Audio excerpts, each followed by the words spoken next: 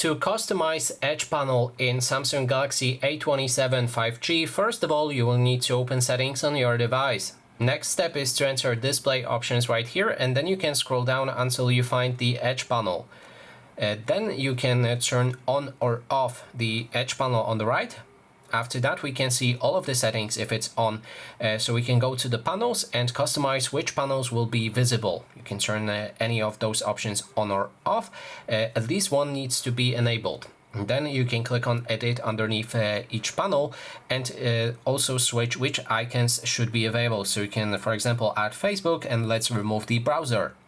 Now when we have that, we can go back and enter handle. This allows you to customize this handle on the right, so you can move it up or down. You can change its position to left or right side of your phone.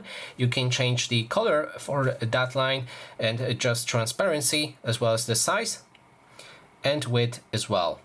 And now we can go back, and also we can enable this line to be visible when we enter landscape mode. That means if you rotate your screen, it will still be visible if this option is on. If you want to hide it in that way, then you can turn it off. And that is basically everything. Thanks so much for watching.